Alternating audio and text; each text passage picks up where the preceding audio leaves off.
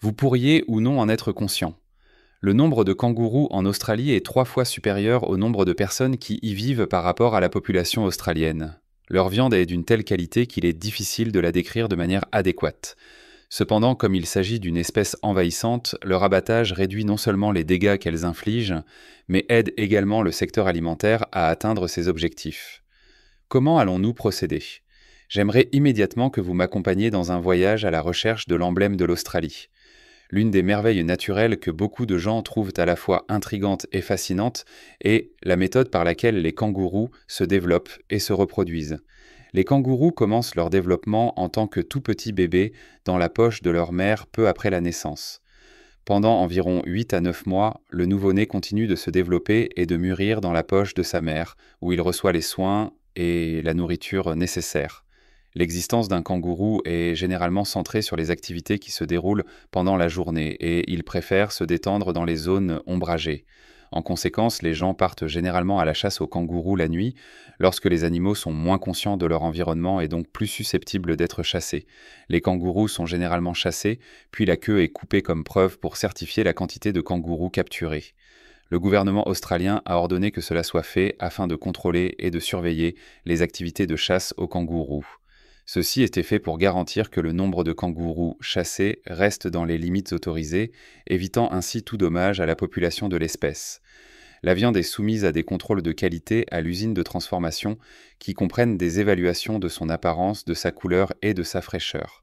L'étape de transformation est réservée exclusivement aux viandes de la plus haute qualité possible et répondant à des critères stricts. Le conditionnement et le stockage de la viande de kangourou se font dans des conditions idéales afin de conserver sa fraîcheur et sa durabilité. Les emballages comprennent souvent des sacs scellés sous vide ou des conteneurs sûrs, qui assurent une fermeture étanche et protègent contre la contamination bactérienne. Ces deux types d'emballages sont utilisés. Une fois que tout est dit et fait, des masses de viande de kangourou sont expédiées de l'établissement vers des magasins de détail ou de grands distributeurs dans tout le pays. Non seulement la chair des kangourous est utilisée, mais le cuir de ces animaux est également extrêmement important dans la vie quotidienne. Les produits en cuir de kangourou sont extrêmement appréciés dans le monde entier, car ils sont à la fois durables et esthétiques. Surtout, en ce moment, nous allons traquer et cuisiner le kangourou emblématique d'Australie. Bien avant l'arrivée des colons européens, les autochtones maîtrisaient l'art de chasser et de préparer la faune indigène, notamment les kangourous et les goannas, en utilisant des méthodes de cuisson traditionnelles transmises de génération en génération. L'un des éléments les plus emblématiques de la cuisine autochtone est le dampa, un type de pain plat traditionnellement cuit directement sur des charbons ardents. Ce pain simple mais copieux est depuis longtemps un aliment de base pour les aborigènes australiens et a ensuite été popularisé par les colons européens comme moyen rapide et facile de faire du pain dans l'outback. Au-delà du pain, la cuisine aborigène comprend également une variété de gibier sauvage, le goanna, en particulier le varan à points jaunes, étant un mets particulièrement prisé. Les goannas sont chassés dans la nature et préparés selon une technique de cuisson ancienne connue sous le nom de cuisson au four haché. Cette méthode consiste à creuser une fosse, à placer des charbons ardents au fond, à positionner soigneusement la viande à l'intérieur et à la recouvrir de terre et de charbon supplémentaires pour permettre à la chaleur de la terre de cuire lentement les aliments. Le résultat est une viande tendre et savoureuse avec un goût fumé naturel. Le processus de préparation de la viande de goanna. Après avoir été récupéré du four haché, le goanna cuit est soigneusement nettoyé et placé sur un lit de feuilles d'acacia pour refroidir. Le processus de préparation est minime. Il n'y a pas d'assaisonnement, de marinade ou d'arôme ajouté. Au lieu de cela, l'accent est mis sur une application précise de la chaleur, permettant au goût naturel de la viande de briller. Une fois cuite, la viande de goanna est étonnamment tendre, avec une texture souvent comparée à la poitrine de poulet, mais d'apparence encore plus blanche. La graisse, qui porte une légère nuance de poisson, ajoute à la richesse du plat. Les chasseurs et les chefs autochtones mettent également l'accent sur l'utilisation de l'animal dans son ensemble. Les organes, notamment le foie et les poumons, sont généralement consommés, tandis que les parties plus résistantes, comme la peau, sont généralement jetées. Le dampa est souvent consommé avec la viande, offrant un accompagnement dense et satisfaisant au repas. De plus, la chasse demeure une partie importante de la vie autochtone, même à l'époque moderne. Même si les supermarchés et les commodités contemporaines sont largement disponibles, de nombreux Australiens autochtones pratiquent encore la chasse la chasse traditionnelle comme moyen de maintenir leur lien avec leur terre et leur patrimoine. L'un des animaux les plus chassés est le kangourou, qui constitue une source de nourriture vitale depuis des milliers d'années. La chasse au kangourou nécessite de l'habileté, de la patience et une connaissance du terrain. Les chasseurs aborigènes traquent souvent leur proie la nuit, utilisant des lampes de poche pour capter le reflet des yeux d'un kangourou. Un tir bien placé assure une chasse humaine et efficace, minimisant les souffrances tout en préservant la qualité de la viande. Il est intéressant de noter que les chasseurs autochtones évitent généralement de tuer les femelles kangourous, en particulier celles qui portent des petits. Cette pratique est basée sur la durabilité et le respect de la terre, garantissant que les populations de kangourous restent stables pour les générations futures. Les aborigènes australiens sont les premiers habitants du continent, avec une histoire remontant à plus de 60 000 ans. Cependant, l'arrivée des colons britanniques au XVIIIe siècle a radicalement modifié leur mode de vie.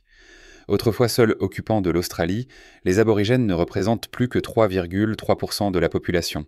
Malgré cela, de nombreuses communautés autochtones continuent de préserver leur patrimoine culturel, en particulier dans les zones rurales où les pratiques traditionnelles de chasse et de cuisine sont encore largement observées. La résilience des traditions autochtones est évidente dans leur alimentation. Même dans un monde où domine la restauration rapide et les produits de commodité, ces anciennes techniques de cuisson restent un lien puissant avec le passé, offrant un aperçu d'un mode de vie qui perdure depuis des millénaires. Grâce à cette exploration de la cuisine autochtone, nous acquérons non seulement une appréciation de leur savoir-faire culinaire, mais également une compréhension plus profonde de leur lien durable avec la terre. Qu'il s'agisse de chasser les goannas dans la brousse, de préparer de la viande de kangourou sous les étoiles ou de cuire du dampa sur un feu ouvert, ces traditions racontent une histoire de survie, d'adaptation et de fierté culturelle qui continue de prospérer aujourd'hui. Dans les vastes étendues sauvages d'Australie, le kangourou roux, également connu sous le nom de kangourou des plaines, s'impose comme un symbole de force et d'adaptabilité. C'est le plus grand marsupial du monde, possédant un corps impressionnant avec de grandes oreilles, des pattes géantes et une queue puissante qui l'aide à se déplacer.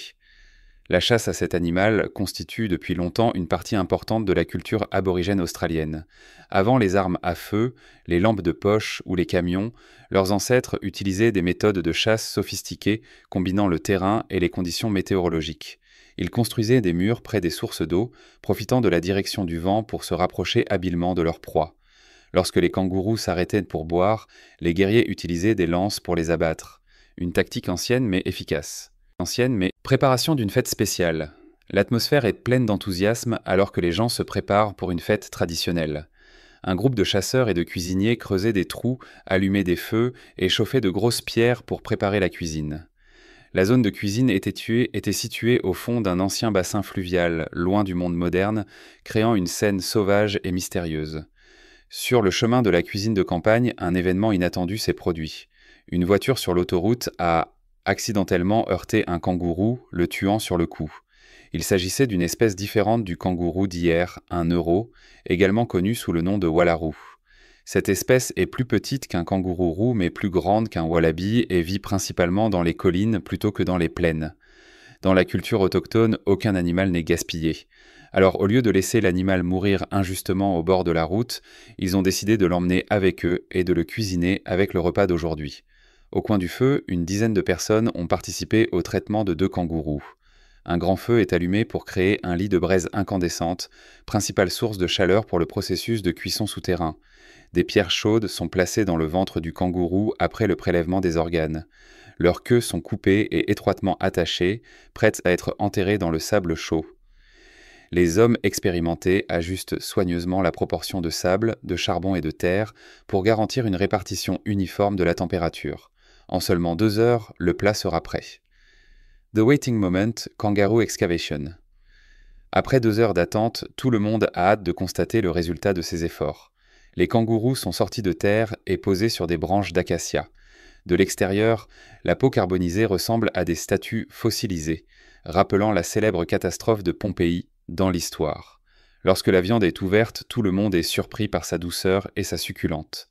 Les muscles du kangourou, aiguisés au fil de milliers de sauts dans les prairies, apparaissent désormais comme des brins de chair odorants. Si vous trouvez cette vidéo intéressante, n'oubliez pas de liker, de vous abonner à la chaîne et d'activer la cloche de notification pour ne pas manquer les prochaines vidéos passionnantes. Et si vous souhaitez découvrir d'autres explorations culturelles et culinaires uniques, laissez un commentaire ci-dessous. Merci de m'avoir rejoint lors de ce voyage. Rendez-vous dans les prochaines vidéos. Au revoir et à bientôt.